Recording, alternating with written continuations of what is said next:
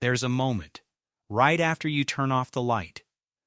The room goes dark, your body goes still, and for a few seconds, nothing happens. And then, without asking your permission, your mind opens a door. Suddenly, you're somewhere else, someone else. Maybe you're finally saying the words you never got to say. Maybe you're winning the argument that ended badly 3 years ago. Maybe you're loved, exactly the way you've always wanted to be loved. And here's the strange part. You know it isn't real. You know it as it's happening. And yet, you stay there anyway. Sometimes for 20 minutes, sometimes for an hour. Living an entire life that exists nowhere except behind your own closed eyes. If this sounds like you, I need you to hear something. Clearly, gently. This is not a flaw in you. This is one of the most human things a mind can do. Let's talk about why. During the day, your brain is fed constantly. Conversations, notifications, decisions, the quiet pressure of other people's expectations. There's so much noise, your inner world never gets the floor.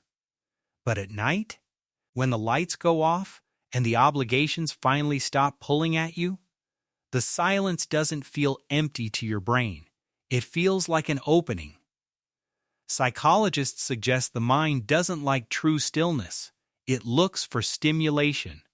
And when the outside world stops giving it, the inside world steps up. So those stories you tell yourself at night, they're not random. They're your brain reaching for the feeling it didn't get enough of today, the excitement it missed, the comfort it needed, the win it didn't get. If you've ever felt a little guilty for wasting time imagining instead of sleeping, let that guilt go right now. You weren't wasting time. You were giving your mind the only stage it had left. But there's something deeper here, something most people never stop to notice. Pay attention not to what you imagine, but to what it feels like underneath. Are you imagining being chosen? Being right? Being safe? Being finally seen? Research suggests these scenes we build in our minds are rarely random. They circle back to whatever we're quietly hungry for. That version of you who finally succeeds, maybe that's not about ambition. Maybe that's about needing to feel capable. That old argument, replayed with a better ending, maybe that's not about that person at all. Maybe it's about needing to feel heard by someone, even if that someone is only you. Sit with that for a second, because if you trace your nighttime stories back far enough, they stop looking like fantasies. They start looking like a map, a quiet, private map of everything your heart has been asking for, even when you weren't listening. And that map can tell you something else too. Something we'll get to in a moment, because how you imagine things might reveal something about how deeply you live inside your own mind compared to everyone else around you. Some people barely notice their own thoughts. They move through the day, react, and that's the end of it. Other people carry an entire second life inside their head, replaying old conversations, rehearsing future ones, building whole imagined worlds from a single passing thought. If that's you, you've probably been told to stop overthinking, to come back to reality. But here's a softer way to see it.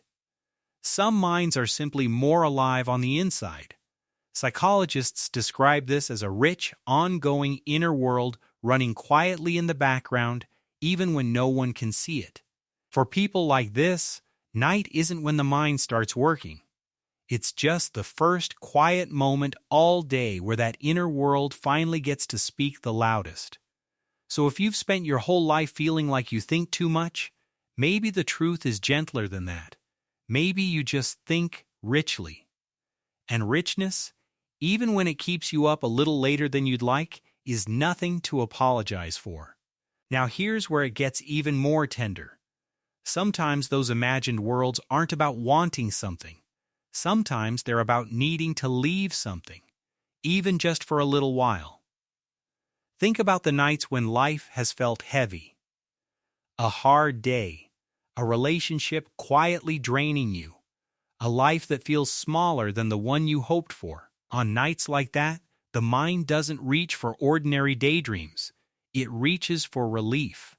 A different name, a different city, a different story where today's weight simply doesn't exist.